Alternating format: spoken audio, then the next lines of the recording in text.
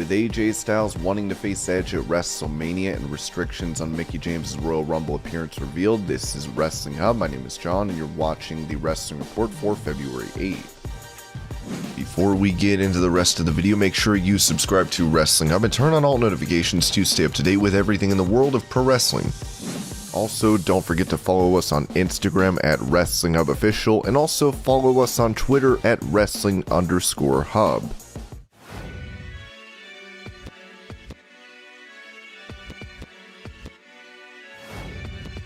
With Goldberg set to take on Roman Reigns at the Elimination Chamber pay-per-view in Saudi Arabia, Bully Ray said on Busted Open Radio that the WCW legend should beat Reigns at the event. I honestly believe this is the perfect opportunity for WWE to stir a lot up and throw a huge monkey wrench into it. Personally, I would have Goldberg come back and beat Roman in Saudi, and immediately do a rematch on SmackDown the following Friday night and put it back on Roman. This would get genuine reactions and actually get people talking. It would be different, and would be the exact opposite of what it is right now, which is extremely predictable. Have Goldberg beat Roman on Saturday, and on the 25th at SmackDown put the championship right back on him. That's 6 days of people talking about Goldberg as the new champion. Shake it up a little bit. Bully Ray would also criticize the company for not creating new stars. And here's your big picture problem. Until you start developing stars with the same name value, marquee value, drawing power as Goldberg, they will always resort to calling out guys like Goldberg. Side note, I like Bill. Bill's a really good guy. I think they keep calling on him because Vince McMahon likes him. Bill is an older star who keeps himself in great shape, always does what he has to do. That's it. Who are you going to put in the spot? Because WWE just has not built anyone to be on that level. Therein lies the problem.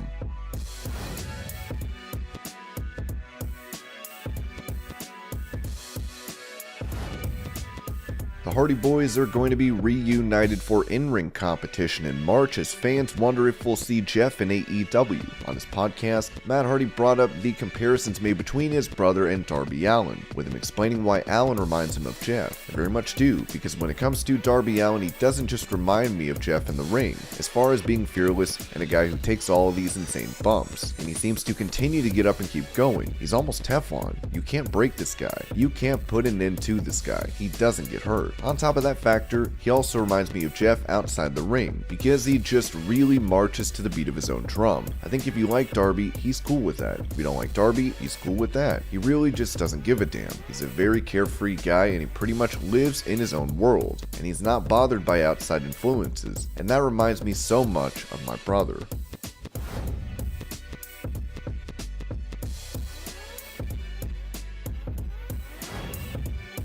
While fans continue to speculate on AEW's next big signing, Dave Meltzer would point out on Wrestling Observer Radio that a New Japan star could be heading to the promotion. The other name that I've heard not a bunch, but a little bit today is Jay White. So I don't know that he's coming in or not, but that was an interesting name to hear. Dropping AEW's name in every promo gets him buzzed to do it. He's been working a lot on Impact, so whatever. There's no reason that he can't do both. The nature of the business today, it's not like there's exclusivity or anything. New Japan works with both companies, so that's another interesting name. The thing is that he cannot sign a contract, so if the guy coming on Wednesday is signing an exclusive AEW contract, it can't be him, but I have heard his name.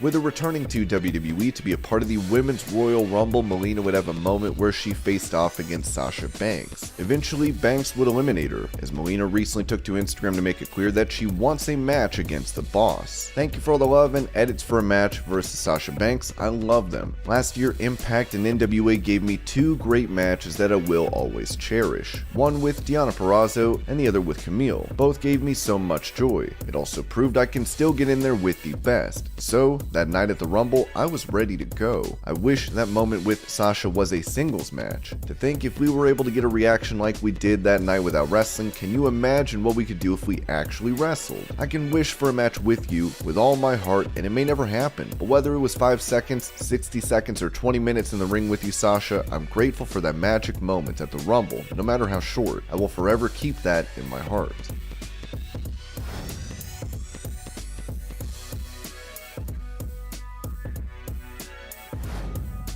During her last run in WWE, Ronda Rousey would become a de facto villain on screen thanks to the negative reception from fans. Talking about this during a live stream on Facebook, Rousey admitted it's tough to not take these reactions personally. It's hard not to take it, trash talk, personally from the fans because I don't go out there as, I do go out there as a character, but I'm actually Ronda Rousey, so I don't play Ronda Rousey on TV. So sometimes I take it personally from the fans, not so much from the wrestlers. The fans, I do. It's such pressure when I'm the last on the show because I feel like it's my responsibility to retain the ratings and delivery, you know? I don't want people to be disappointed.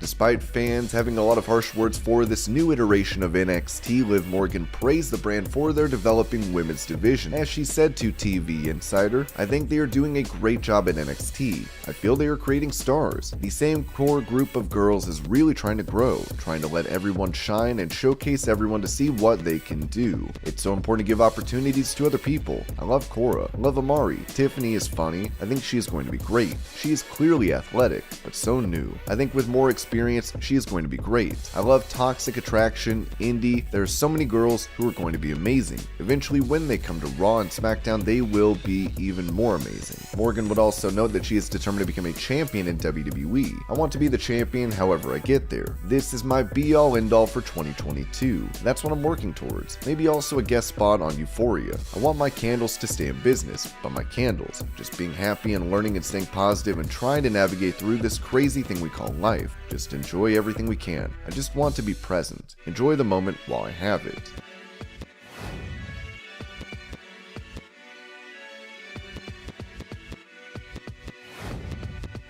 Under the tutelage of Shawn Michaels, Kyle O'Reilly learned a lot from his time on NXT. With him now in AEW, O'Reilly revealed on the company's unrestricted podcast what HBK taught him. "I learned a lot about structuring a main event match. There's that age-old adage in pro wrestling, listen to the people, listen to the people. I never really got what that meant. I'm listening to them. They're cheering, they're quieting down, they're cheering. Shawn really taught us that instead of going up and down with the crowd reaction, trying to keep it at a level. So, on a double down, just don't move until they start to die, and then you can move and you bring them back up. Little things like that you don't really think of, and it's really hard to learn on your own until someone explains that to you, and then a light bulb goes off and it helps take your game to the next level. I feel like my time there made me so much more polished and complete as a performer. I'm so grateful for my time there, the 4.5 years in that system, working with the Shawn Michaels, the William Regals, and the Triple H's. It really made me a much more polished and accomplished performer."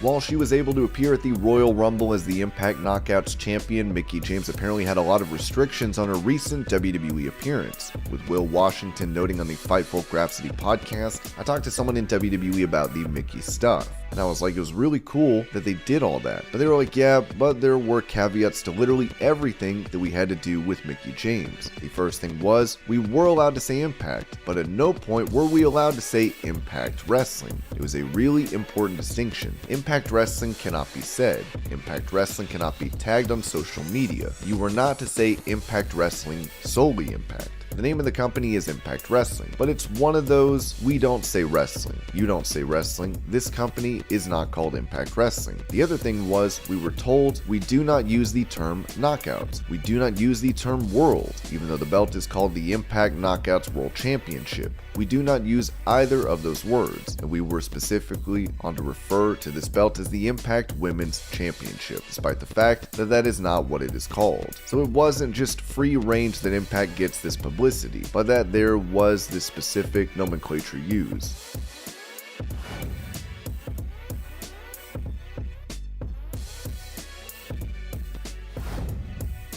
There is a perception that WWE cannot create new stars, as this is amplified by the return of Goldberg and having the likes of Lesnar and Rousey win the Rumble matches this year. Talking about this on Wrestling Observer Radio, Dave Meltzer and Brian Alvarez touched on WWE's missteps when it comes to building new stars. Damian Priest, they didn't make a big deal of this, but he was undefeated for a full year. Now he's lost 4 straight matches. This is what happens when they find out you're undefeated, I guess. Doing this guy no favors. But, I mean, the story of the show in every show. It's like, how many times have you told me this, Dave? Oh, they know they need to make young stars. Let's beat Damian Priest with AJ Styles. He's new. No one knows he's 39. What about Austin Theory losing to Kevin Owens? What about Cora Jade getting squashed by Raquel Gonzalez last week? I mean, we had New Day beating Los Lotharios. Have we had one young person in this company get a win anytime recently?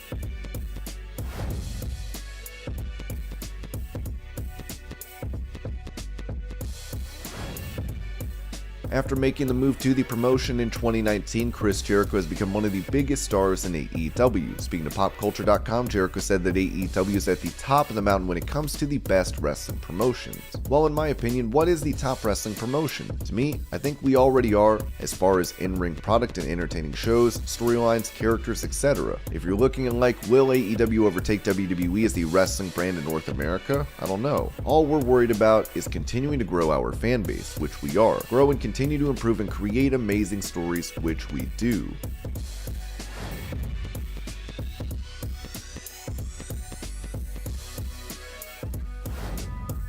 On Out of Character with Ryan Satin, AJ Styles once again brought up having a match against Edge where he said, "Everybody has in mind the same guy that I do. We have the same idea. What would happen? That's not up to us. So we'll do what's asked of us. We just hope we get the opportunity before both of us retire." AJ would also mention fans wanting him to hate pro wrestlers that are in different companies, as Styles made it clear. I mean, I get it because they don't like WWE or they don't like the other competitors. They want it to be like that. The truth is, my best friend's working, AEW or Impact Wrestling. I genuinely love the guys, so we want to see them succeed. We want them to do well. We both know that competition is good for everyone, so we want to see everyone succeed. Even as a performer, you should want to kick, whoever is in your top slot's butt, because that reflects on you. You're doing well if you're doing that. That's not a bad thing. That's a good thing. It makes everybody turn your game up a little bit more. Freaking have a little bit more fun.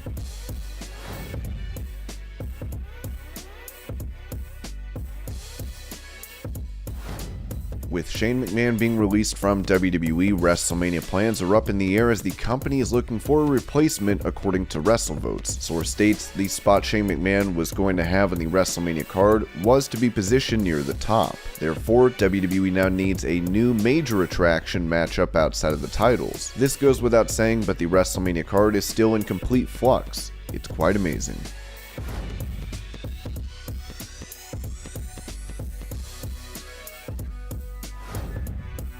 After suffering a concussion during his return to Impact, news reports came out that Charlie Haas had passed away.